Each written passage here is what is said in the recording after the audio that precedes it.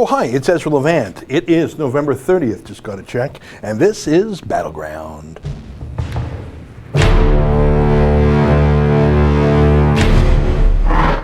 Hey, how you doing? Ezra Levant here. I am with TheRebel.media, and what we do every Friday is I sit in this chair and we go through the news of the week that I don't cover on my nightly 8 p.m. show that's behind a paywall. What's fun about this is it's live, and YouTube has invented something called Super Chat.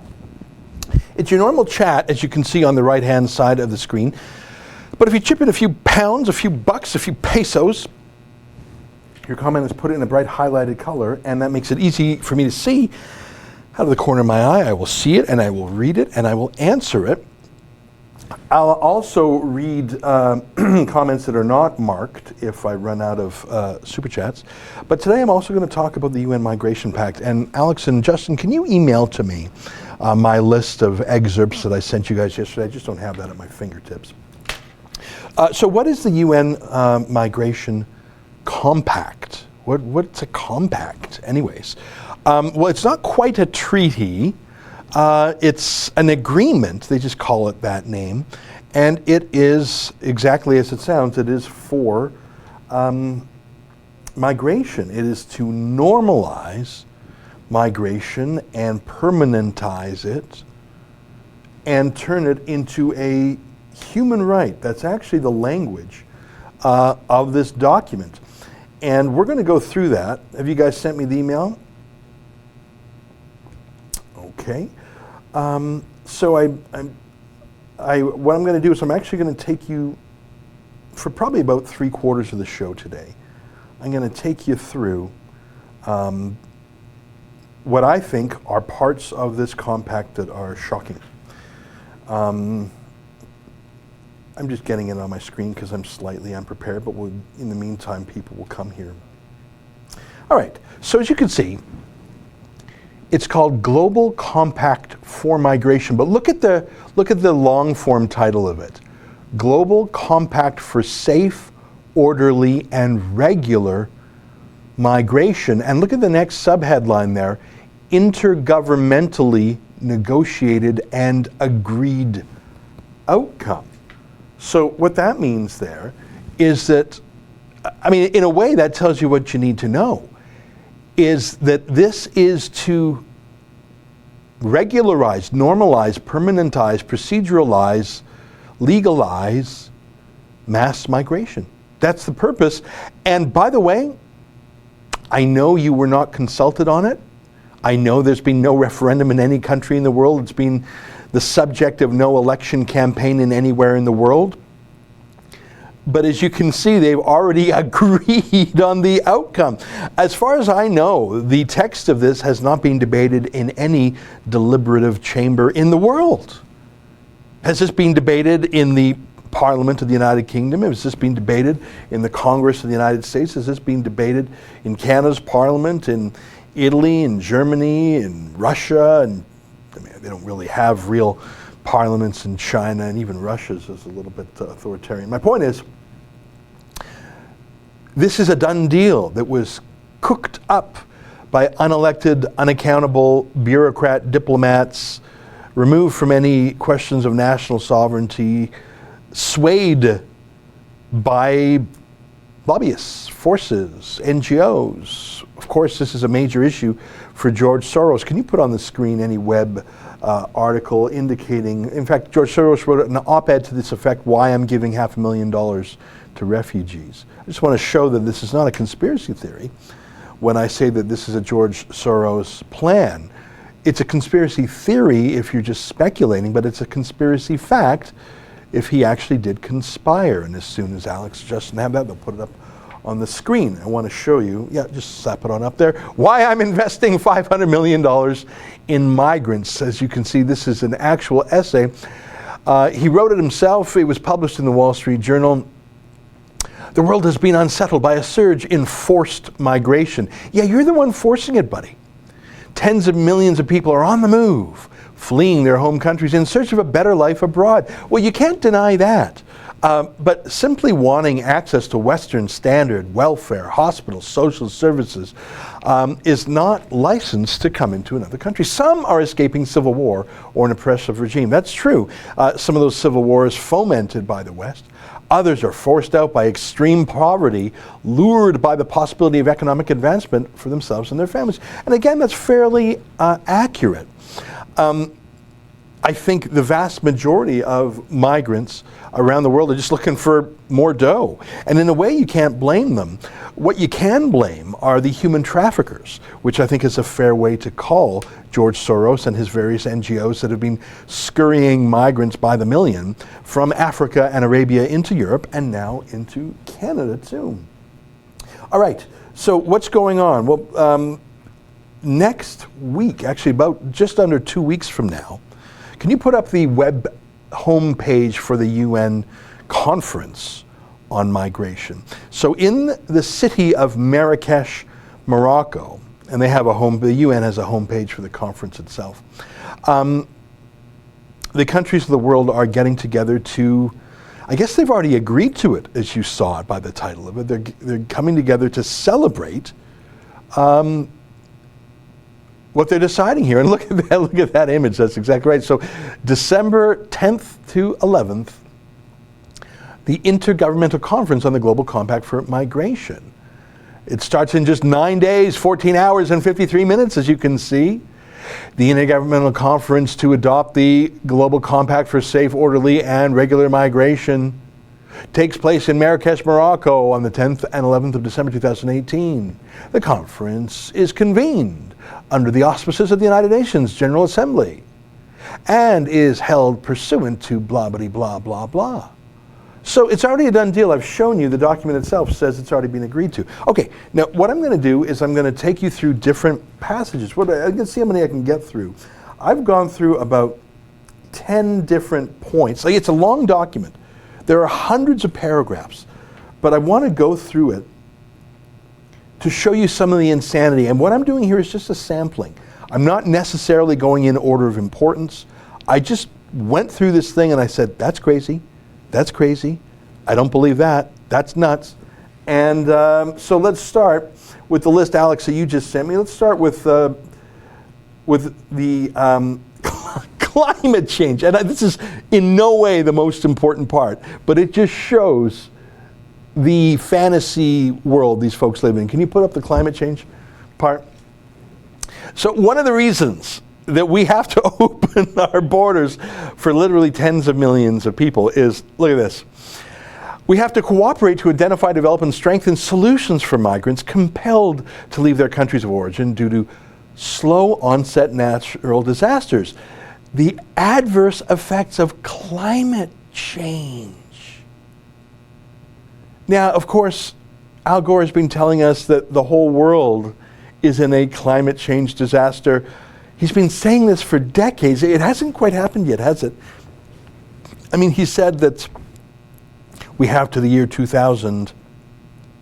That came and went and we're all fine, I think. But they'll literally find any excuse to open the borders. That was probably a goofy one to start with. Let me go to one that's more striking. And this one, a very practical issue. This is just 10 words here. Facilitate access to procedures for family reunification for migrants at all skill levels. Now hold this up on the screen for a minute. I want to explain why this is, like what's that, 10 words there? But why is that devastatingly powerful and important and terrifying? So remember, a migrant is just someone who moves. It's not a refugee, it's not an asylum seeker, it's just a person who moves. They don't have to have anything they're fleeing from or fleeing to. They don't have to be legal or illegal. The word migrant applies to anyone who moves. So according to this Global Compact for Migration, it is already an agreed outcome that a country must facilitate access. Facilitate means make it easy. Facile. Facilitate access to procedures for family reunification for migrants at all skill levels. So you could have an illiterate person, doesn't speak the language, no formal education, and countries must not only accept him, but facilitate it for him to bring all his family over. Well, you know, you don't even have that right as a citizen of Canada, the United States, the United Kingdom, Australia. I'm a citizen of Canada. If I had family some other place, I can't just say, yeah, come on in. That's not a right to being a Canadian citizen to, you know, hand it out as like loot bags to your family members. They have to apply. But you see what those 10 words or so, any migrant with no connection whatsoever to your country, no cultural fit, no language fit, no skills fit, not even legal. You'll notice it doesn't say legal immigrant. It doesn't say refugee. Just anyone who washes up on your shore now has the right to have you as the host country facilitate his whole family coming over too, regardless of skill level. That's just one of 1,000 little time bombs buried in this treaty. Alex and Justin, I'm going to rely on you to tell me if there's any super chats because I have this other stuff on my screen here. Okay, let's go to the next one. Oh, this is gorgeous. So I'm just going through what this agreement is. And there are hundreds of these. Establish or mandate independent institutions at the national or local level, such as national human rights institutions, to receive, investigate, and monitor complaints about situations, and then 23, there's just the page number, in which migrants' access to basic services is systematically denied or hindered.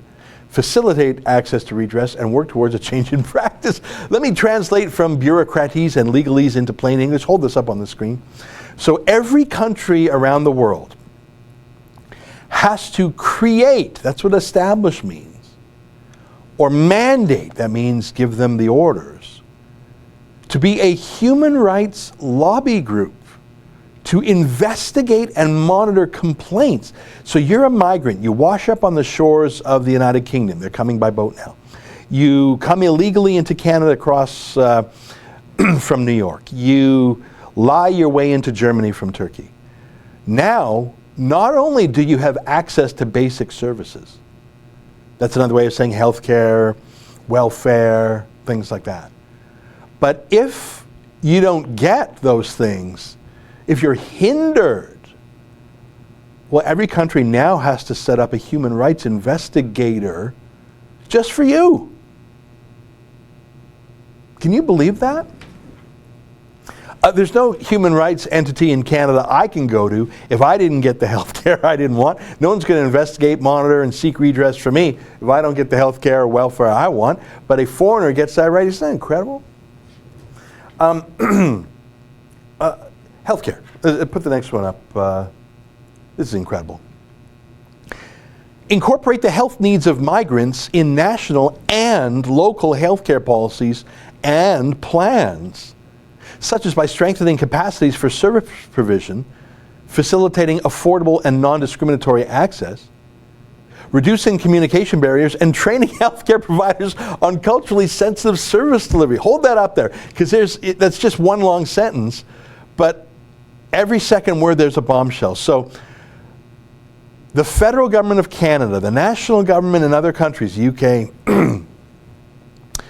they are now obliged, they've agreed, that not just national, but local healthcare, local hospitals, local clinics have to give affordable and non-discriminatory access to migrants. So you're a foreigner, you sneak into a country illegally, you now have the right to affordable health care on the same terms as nationals. That's what non-discriminatory means.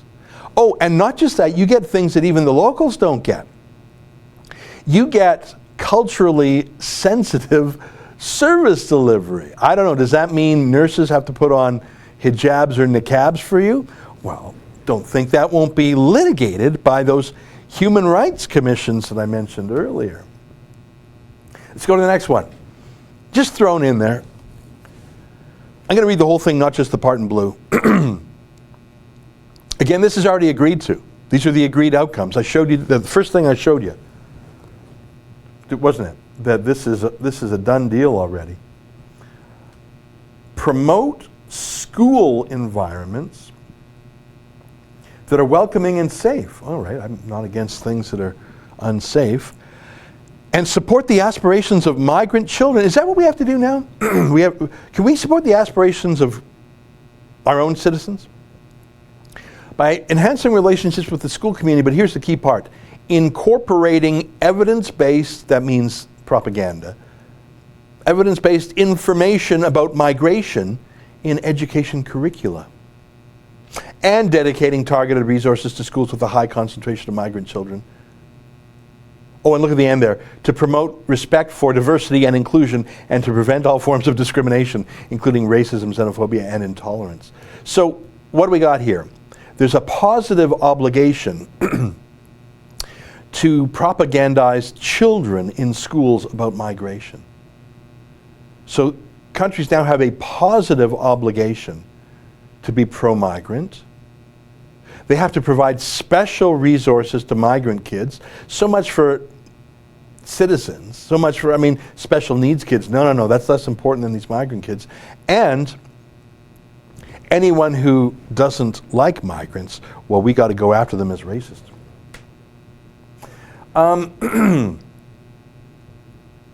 This next one is positively Orwellian. The first sentence there basically says anyone who's against us is a racist, but look at what's in blue. We further commit to promote an open and evidence-based public discourse on migration and migrants in partnership with all parts of society that generates a more realistic, humane, and constructive perception in this regard. Okay, hang on. The government's going to try and change our perception of migration? The government, politicians, the UN is going to tell us what facts we can talk about. And the purpose is to put the back up just for a second. The express purpose is to change the perception. You see the perception word there. So that's actually got nothing to do with migrants, does it? It's actually got nothing to do with borders, does it?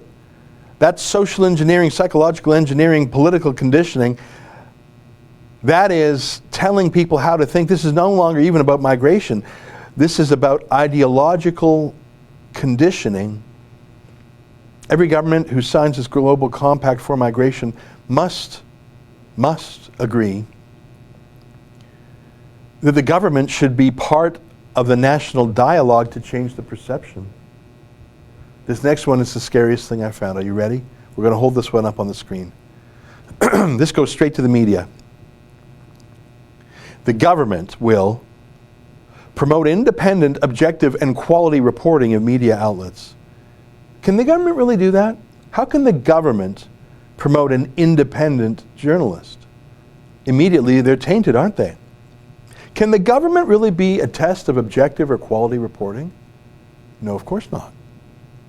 Including internet-based information, including by sensitizing and educating media professionals on migration-related issues and terminology. So journalists now need to be retrained. Journalists need to be re-educated. That's the word there, educating. So the government, the politicians, have to educate media professionals on migration issues, including terminology. Investing in ethical reporting standards. What does that mean? How does a government invest in ethical reporting standards and advertising? I'll tell you what that means. In Canada, that means a $595 million Justin Trudeau media slush fund. And advertising, that means government propaganda. Oh, and look at the next one. So there's the positive stick. If you parrot our UN talking points, we will invest in you. If you don't, look at the next part, stopping allocation of public funding or material support to media outlets that systematically promote intolerance, xenophobia, racism, and other forms of discrimination. Oh, I love those last words. In full respect for the freedom of the media. Yeah, guys, We're going to punish you if you disagree with us, and we're going to give you free cash if you agree with us.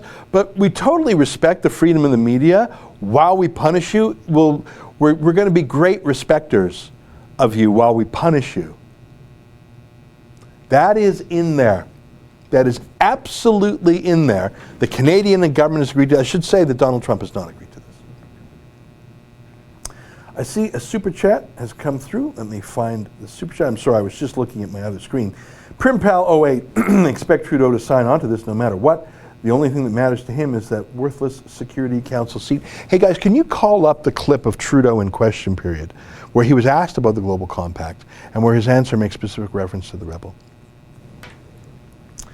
Thank you for that. In fact, in Canada, Michelle Rempel, the opposition critic, asked a question about this, and Trudeau's answer made specific reference to the Rebel. We'll show you that clip when we have it. Go to the next one, the next outtake, if you would be so kind.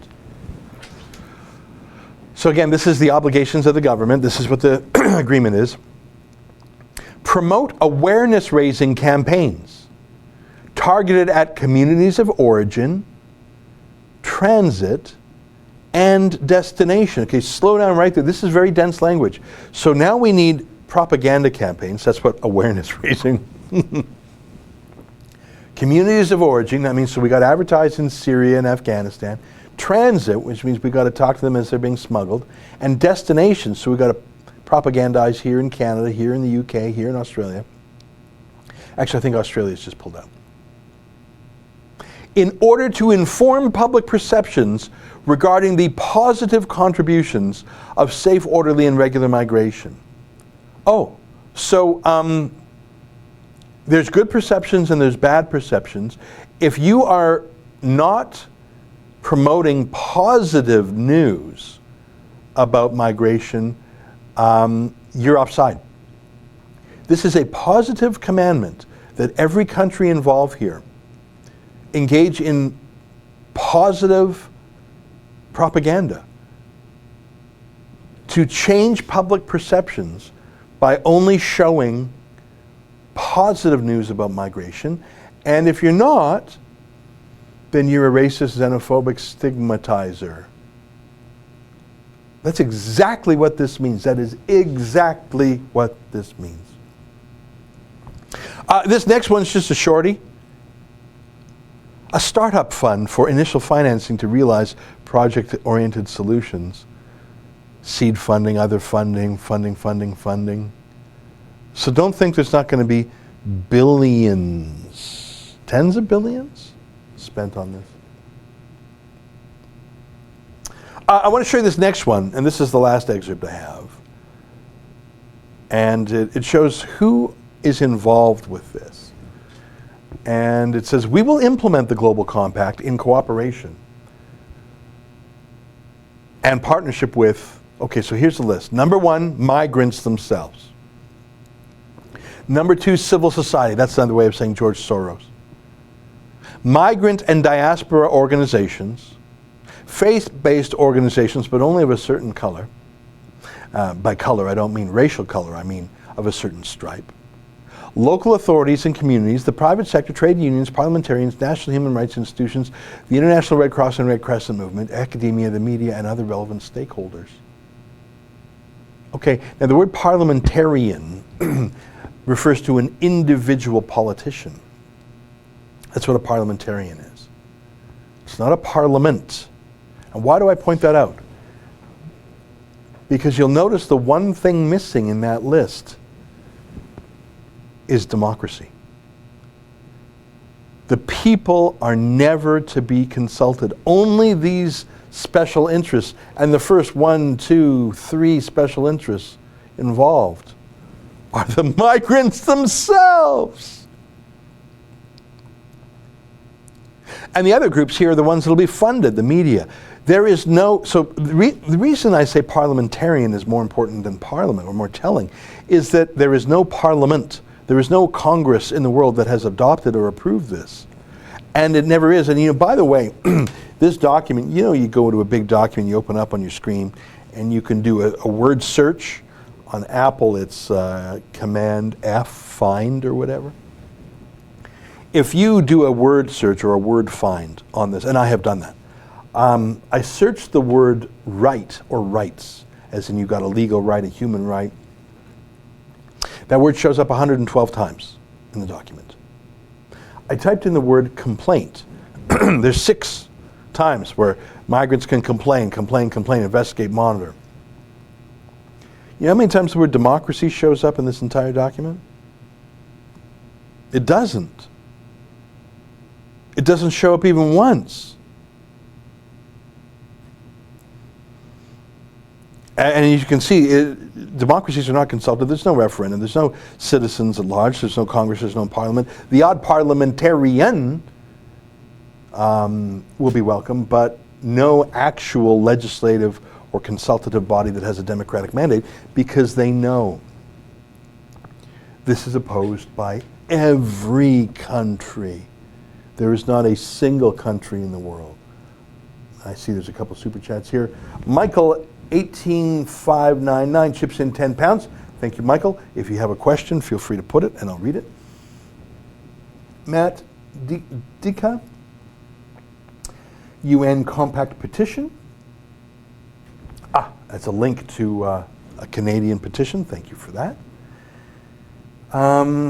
So there you go. So I've taken 25 minutes now and I've gone through, I think I've gone through 10 different points.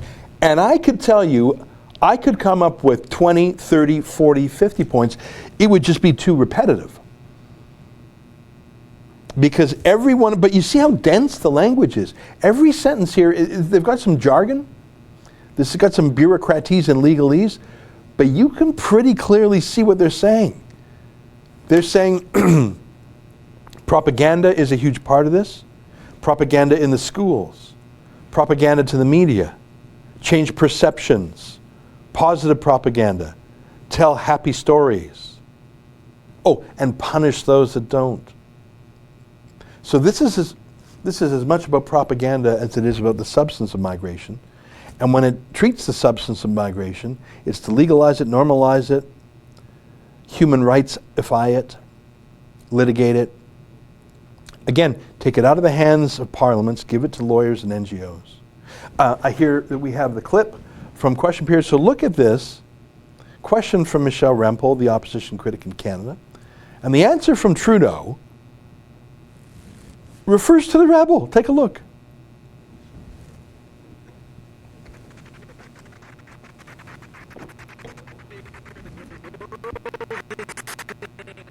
All right, obviously we're going to need to get that working with audio while we get that ready. And we can do it with the question attached also if you like. Justin Time says, the people are never again going to have a direct say via referendum. The globalists learned their lessons after Brexit and the Calgary Olympic bid. Yeah, the Calgary Olympic bid. Obviously that was more a Calgary and Alberta news item. But Brexit, and I think back to Canada, the Charlottetown Accord. More than 20 years ago, was also an example. Do not consult the people because the elites know better than you, and not only will they punish you and name call you and scold you, they will try to change your perception. And that's the language that I told you, that I showed you is right there in the document. All right, I'm going to go through, I just want to make sure I haven't missed any super chats, and I'm sorry if I have. I think we covered them all. Kilgore Trout says, what should children learn about the adult world? Well, listen, that's a vast subject. I think, by definition, parents, as the guardians of their children, should make that decision day by day, week by week, year by year. Teachers are what we call in loco parentis. That's Latin for in the place of parents. And so they have to do so with that fiduciary duty. That sort of, it's not even a fiduciary duty really, it's a, they have to exercise the duty of care that a parent would. That's a very general answer, but that's a very general question. All right, so let's go through some, I'm sorry, did you say you got the clip again? Okay, so when we have that clip, let me know. I'm just going to go through and start taking questions because it's exactly 12:30. I've gone through it. I think the most important thing, can you put the title page back up for a second? I just want to show you again. This is a done deal, people. There's no more negotiating. This is the final text.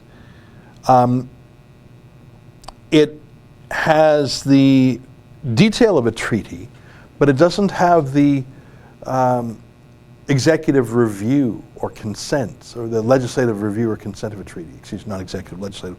It's called Global Compact for Safe, Orderly, and Regular Migration. So it just tells you right there, this is to normalize it and make it regular. But that next line, those next 5 words are sort of killer, aren't they? Intergovernmentally negotiated and agreed outcome. So this cake is baked. This is a done deal. This is a done deal. All right, I'm going to start going through different comments. Tammy Monette, how to stop this before it's too late? Yeah, I don't know if it's stoppable. I mean, Justin Trudeau, Ahmed Hassan, they're absolutely deep into this. They're not going to, it's actually how to stop it. It's already done.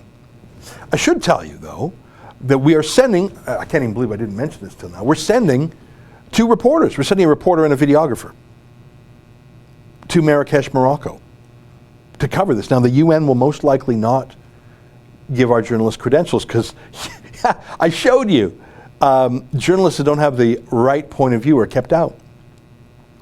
We're going to try and go anyways. We do that a lot at UN events. We apply for accreditation. We're declined. We go anyways. Even if they don't let us in the actual rooms, there's a lot of reporting we can do. If you want to help us, by the way, it's our friend David Menzies. Can I get some B-roll of Menzies at the migrant caravan? For those of you who are unfamiliar with my friend David Menzies, he's a great reporter, and we just, a few weeks ago, embedded him with that Mexican migrant caravan. And in fact, if you go to caravanreports.com, he had 27 news reports. You could see he was right there, showing the logistics, showing the organizers, showing the enormous effort. I mean, you don't move 5,000 people, thousands of miles, without a lot of funding, a lot of food, medicine, even the bathrooms, the dozens and dozens of portable toilets, the buses, the trucks, the doctors. It was an incredible logistical effort, and there's our friend David right there in the Mexican heat. He's looking a little rough. And there he is. Yeah, and there were some women and children, no doubt about it. But of course, it was about 80% young men. All right, we can take that down. So that's David Menzies. So he's good on the migrant issue, isn't he? I mean, he's not afraid to go right into the thick of it. He did 27 reports from the migrant caravan. So we're sending him to Morocco. And if you want to chip in, go to Rebel. Can you put rebelun.com up? So we've set up this website called rebelun.com, which is exactly what it sounds like. Just throw that up on the screen there. Help fund the Rebels reporting on the United Nations. The United Nations usually bans the Rebel from reporting on their conferences, but it's never stopped us before. In fact, there are 2 UN conferences coming up that the Rebel is sending reporters to cover. Number 1, Sheila Gunn-Reid is covering the upcoming United Nations Climate Change Conference in Katowice, Poland, and David Menzies is reporting on the United Nations Secretive Global Compact for Safe, Orderly, and Regular Migration in Marrakesh, Morocco. The migration conference is going to attempt to normalize mass immigration. And just scroll down a little bit, a little bit, a little bit, a little bit. All right. And let me just say what I think is important here. Unlike the CBC, who get $1.5 billion each year from taxpayers, courtesy of Justin Trudeau, we're 100% user-supported. So if you think the UN needs a good dose of independent journalism, please use the form below to donate. We can't do it without you. So we're trying to crowdfund the ticket for David and our videographer to fly from Canada to Marrakesh, Morocco, to cover this conference. And if you want to help us, please do. Go to rebelun.com. Do we have that Michelle Rempel Trudeau clip? All right, we don't have that ready yet. I'm going to take some questions from comments. J.B. Duke, 1984 must be required reading to belong to the United Nations and approve such a destructive document. Oh, absolutely. And by the way, do you think that Justin Trudeau or any of the other world leaders who've agreed to have actually read it? It's a fairly lengthy document, but it's in fairly accessible language. Buzzwords and jargon, but it's not a technical legal document. Would you agree with me? I mean, I showed you 10 excerpts, some just a few words, some a paragraph long. Like, you can understand this. You don't have to be a lawyer or a bureaucrat or a diplomat to understand it. Some of the words are wiggle words and BS words. But I put it to you that it's very plain, the meaning of it. Okay, I'm going to show you a clip from Question Period. Michelle Rempel just asked about the Global Compact. Michelle Rempel just asked about it, and here's Trudeau's answer. Take a look.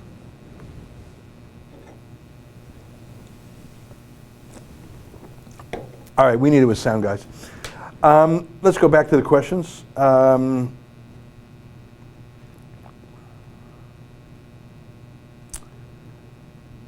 Dig of the Dump. Seems quiet, good to migrate, wish I could afford to do it. I think you mean quite good, yeah.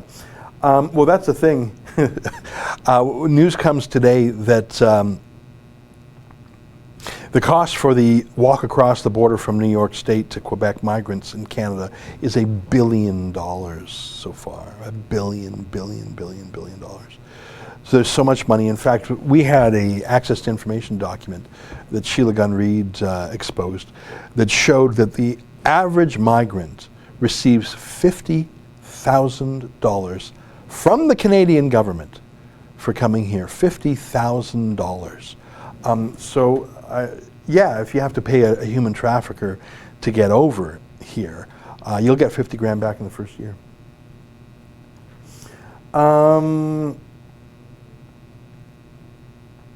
I'm just going back here. Oksana Naumova says Western civilization is being destroyed and extinct by the globalists. That is a fair observation. I mean, it's incredible, the mass invasion of young military-aged men. You saw it in Mexico. Obviously, those were Mexicans, Hondurans, Guatemalans, El Salvadorians, whatever. In Europe, it's primarily Muslims, either coming from Africa itself, across the Mediterranean, or just coming through Turkey. Dupton69, kind of interesting. So without a single thing, we can move anywhere, no concern at all. Well, don't take my word for it. Don't even rely on the dry text of that treaty. Look with your own eyes at what's been happening in Germany and the rest of Europe for the last 3 years. Lauren Southern spelt the masculine way. The menzoid is awesome. Miss Rebel Yell with KJJ. All right, there you go. I think you're referring to Kevin J. Johnson. Okay, we're going to try a third time here. This is Justin Trudeau's answer to a question about the Global Compact. People who have reached the safety of upstate New York are not the world's most vulnerable people, Mr. Speaker. The UN Global Compact on Migration directs the countries to, quote, sensitize media on what to say with regard to immigration. Now, and given that this Prime Minister disparages, name calls, bullies anyone who dares to question his severe inability to manage Canada's borders or manage the integrity of our asylum system, Conservatives oppose the signing of this agreement. Will the Prime Minister withdraw Canada from this agreement and close the loophole in the Safe Third Country Agreement? The Prime Minister. Mr. Speaker, the world is seeing unprecedented levels of men, women, and children displaced by war and by persecution.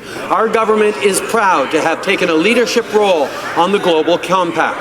This is the first time the international community has worked together to develop a comprehensive set of principles to better manage this phenomenon. It is disappointing to see the Conservatives engage in peddling rebel media conspiracy theories while we work with the international community to protect our robust immigration system.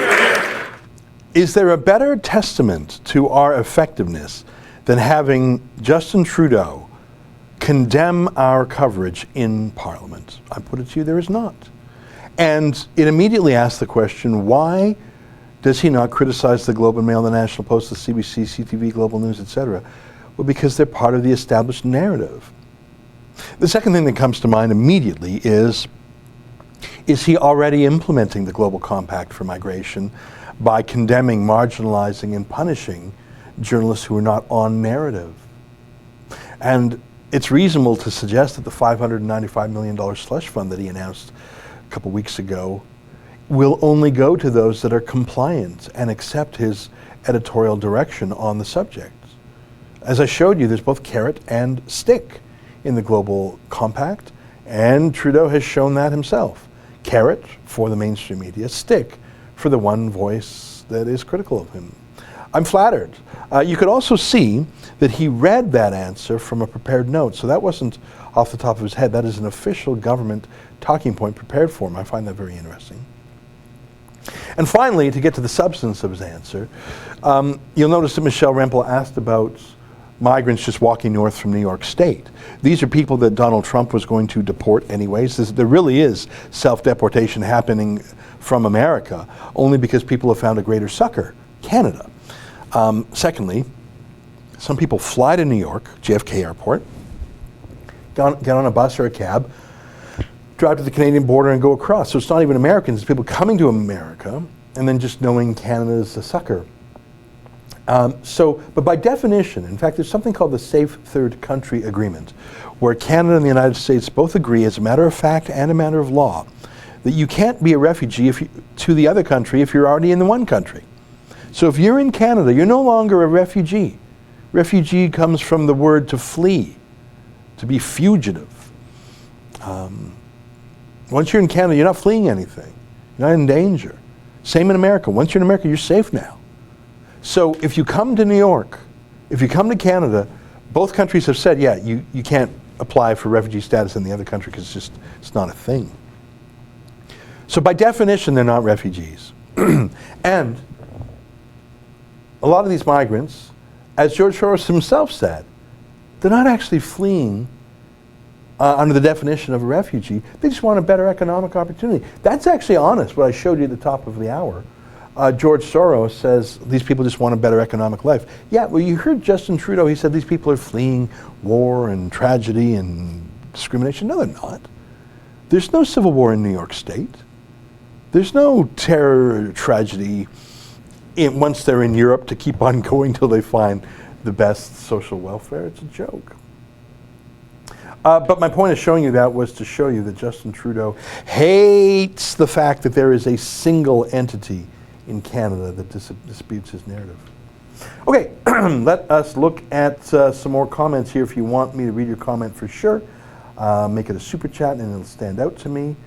Barefeet 200 chips in $5. It says, if Trudeau signs this, is he guilty of treason? My first answer is that Trudeau has already signed off on it. So it's not an if, it's, as I showed you twice now, the actual subtitle of this document is agreed outcome. It's already agreed, people. It's done. Treason, I would say it doesn't meet the legal definition of that, but you may think that substantively, morally, effectively, de facto, it's a form of treason. There's something to that, because if you allow foreign citizens to have superior rights to your own citizens, that is a form of betrayal. I don't think I would call it treason, though. It's a lot of other things. E-Variation says, I wish he was only a weed head, laugh out loud. Yeah, I mean, look, can we get the picture of Soros and Trudeau? I've shown it before. I think that Justin Trudeau is a globalist. He has said, he's told the New York Times he doesn't believe Canada has a true national identity. He's called us a post-national country, so I really don't think that Trudeau is a nationalist in any sense. He's not a patriot in any sense. He's a globalist in the worst sense of the word. But I don't think this issue really revs him up. I think you're right, he's about pot. But Trudeau does meet with globalists, and his senior advisor, Gerald Butts, is a full-tilt globalist. And Trudeau has met on several occasions with George Soros. This meeting, if I'm not mistaken, was in January 2016 in New York, shortly after Trudeau became Prime Minister. And Trudeau's met with Soros, and Ahmed Hassan has met with Alex Soros, George Soros' son. So yeah, we're all Sorosed up in our Canadian government. And I don't think Justin Trudeau really reads any briefing notes. He would certainly not have read this document. He would just read a little talking point. He doesn't know what's in it. He's not, they don't trouble him with the details. They handle that for him. Mr. Galaxy Man 57, you Canadians are going to be like Sweden and Europe. Donald Trump is stopping this. Yeah, in some ways Trump is stopping this. Rhetorically, he sure is. It's been 2 years and 2 weeks since Donald Trump won the election, and I don't see a wall yet, do you? The Channel for Free Speech Keck says, what are your thoughts on Richard Spencer? Well, I think he's just a boring racist. I tried to interview him once, but our cameraman was detained at the border. I wanted to ask him. This was early 2017. I wanted to know more about him, more about alt-right. I wanted to ask him, well, what does it mean? I think I've figured it out on my own, but I would have liked to have had the chance to put the questions to him. But I don't find it interesting anymore, because he just really was trying to rebrand racism as something sort of new or alt or something. I don't think it worked. So I don't pay any attention to him. I was interested enough that I wanted to interview him a year and a half ago, but that moment has passed. Alan Jolly, Soros has admitted he thinks of himself as a god. That's true, he has said that. And when you have $14 billion or whatever amount he has, I can imagine you start to think of things that way. And when you speculate, he's the guy who broke the British pound, and like he's gone to war financially against entire countries and won. I can imagine you start to think of yourself as godlike. He has funded not just democratic rebellions, but actual violent revolutions in Eastern Europe. I can imagine you start to think of yourself as more than just a man, and more than certainly any elected politician. You collect elected politicians. Yeah, he has said that.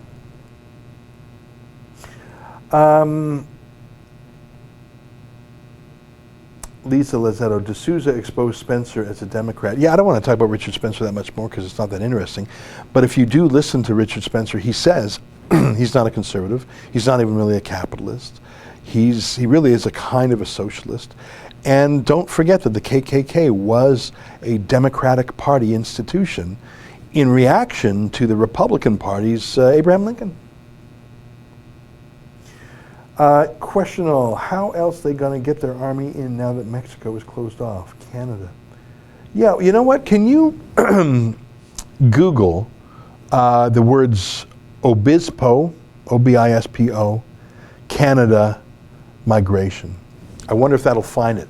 Obispo, if I'm not mistaken, is the Spanish word for bishop.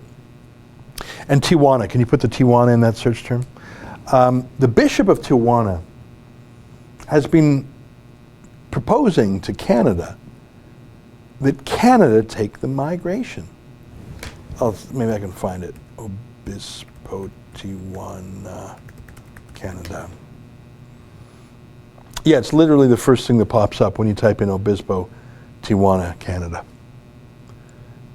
in Google. Can you it's in the Mexico Herald. Just type in those 3 words. It's a Spanish report in the Mexican Herald. It's just those 3 words. Obispo, there we go.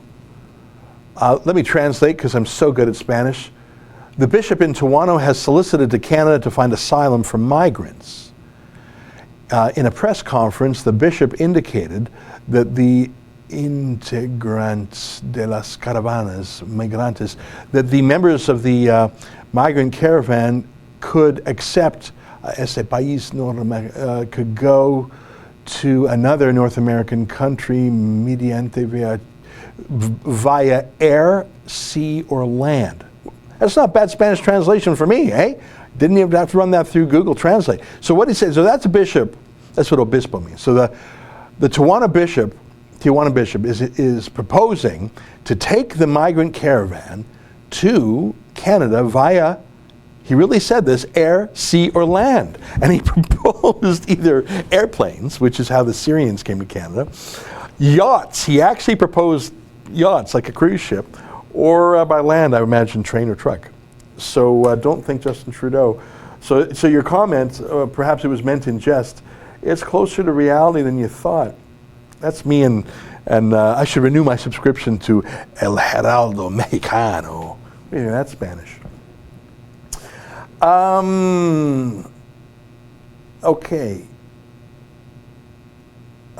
Tammy Monette, where are they putting all these people? Well, that's a very good question. And the answer is, can you Google Toronto refugee hotel? In a hotel. In hotels, basically urban refugee camps. And now the government is contemplating, they've been renting hotel rooms, like for $150 a night. I see news today that in Toronto, at least 40% of food banks are migrants. So these folks are not integrated. There we go. An inside look at Toronto's refugee hotels sheltering hundreds of asylum seekers. Yeah, that's just an ad there so we can scroll down. I just wanted to show people it was real. But the actual news is not just that they've been stacked in the hotel, but that the government is thinking of buying a hotel outright. So imagine that.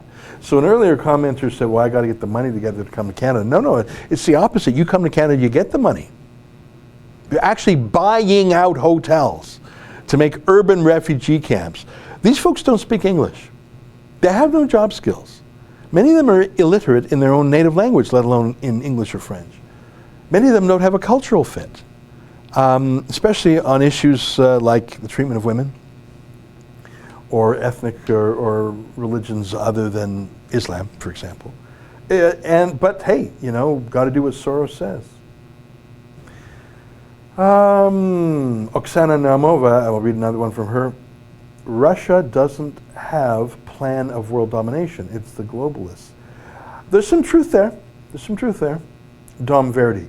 Russia can't invade the UK. Propaganda and fanboys aside, the Russians, NATO is 30 years ahead of Russia in terms of technology. Show me any Russian product more advanced than what we have in the West. I think Russia does have some pretty serious hardware. But if you look at their raw budget, it is a fraction of America's. China is making leaps and bounds. Like the Russians do have some fifth generation fighters, clearly knockoffs of the American F-22 and F-35. Like they obviously stole the technology, as did China. As you may know, China is building its third aircraft carrier. Did you know that? The aircraft carrier is so many different technologies and processes together. It's to have an aircraft carrier, not just one, but two, and building a third, is a level of achievement that is even more impressive. China is the big worry there. But Russia does have some powerful equipment, but you're right, it doesn't come close to America. It's 12:53. I'm just going to take some more comments, and if you guys want me to see or stand out, just make it a super chat. RPMGTOW says, time for closed borders, smaller government, economic growth through GDP creation, utilization of our central bank, as we are one, if not the only country that legally can print their own currency. All right, look, I'm not an expert on monetary policy. I just don't have enough knowledge to get into that. Fast Heinz 039, Robert Spencer is the opposite of Richard Spencer. Yeah, just to be clear, Richard Spencer is the alt-right's new racist. Robert Spencer is with Jihad Watch, and he is on guard against Islamism. Lots of Russia chat here. E-Variation, hey Ezra, did you see that Al Jazeera documentary, The Lobby? It was quite shocking. I don't get Al Jazeera. I don't watch a lot of TV on my TV. I watch everything on the internet, so maybe I could find it online. I don't consume a lot of Al Jazeera propaganda. Maybe there's something. I'm not saying they don't have anything interesting. I don't like Al Jazeera. I watch RT, that's Russia Today. It's Putin's state broadcaster. I don't watch their commentaries. I'm not interested in their commentaries. What they're really good at is just putting up raw footage. And they make it copyright free, by the way. You're allowed to use their footage without payment if you just have their little bug in the corner. And they have footage everywhere. I looked at the app. They have an app. You can download it on your phone. You can take footage from anywhere in the world, upload it to the RT Freelancer app, and if they like it, they'll pay you. So they have this army of sort of citizen journalist freelancers just sending them footage, and it's pretty good. And I don't need to get their pro-Putin commentary. They just capture so much stuff going on. That's what I like about RT, is that they just show you raw footage. Now, obviously, they're going to have a political bias even to that, because there's several ways you could be biased. One is how you cover something, and of course, much more importantly, is what you cover or don't cover. So if Russia chooses to cover 20 instances of a certain phenomenon, they're really emphasizing that. They obviously want you to see that sort of conflict. But I find RT useful that way. And I'll come to my own judgments about what to think about the footage. But generally, footage doesn't lie. The Dark Musket, I swear there was some Sharia police near my neighborhood. All right, well then film it.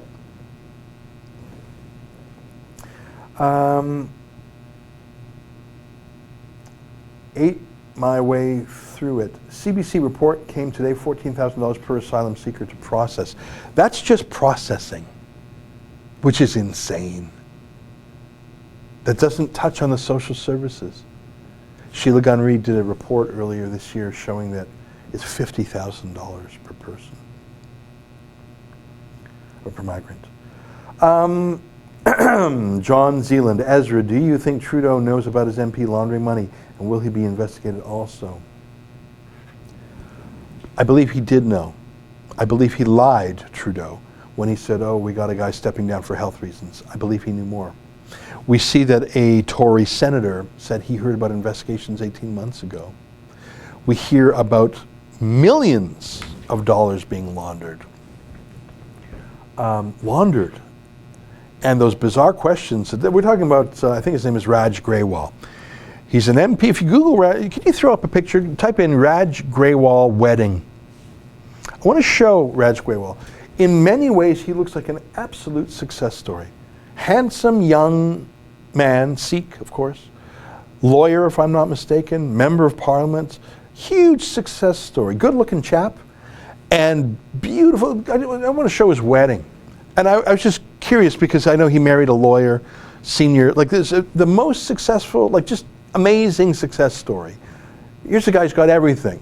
And look at that. I mean, you just show a few more of these. Like just gorgeous, and she's beautiful, and he's handsome. Look at that. He's proposing to her literally on the floor of the House of Commons. That's sort of fun, isn't it? And he's really emphasizing, yeah, keep going. He's really emphasizing, like, this is a dream come true. Anyhow, it's fine. There's some gorgeous, like she's beautiful, he's handsome, they're both successful, he's an MP. This is a guy who has the world in his hands. And he starts laundering money at a casino or something, so much that he's tracked by the RCMP. There's something fishy here. I've never heard of a Sikh gambler. You go to casinos, I haven't gone in a long time. There's different ethnicities in there, and I won't get into it now, but anyone who's been to a casino knows what I'm talking about. I don't think Sikhs are gamblers. I think this guy was up to some deep, deep shenanigans, and I think gambling was a front. I don't think, I mean, listen, maybe he had a troubled life. Maybe he was an addictive gambler. I just don't know how an MP could rack up literally millions of dollars of debts gambling. Where does the money come from? I think it's the opposite. I think the gambling was a cover for money laundering for more nefarious characters. This is pure speculation on my part. We haven't heard anything substantive from Grewal. Obviously, all we've heard from police is just leaked rumors.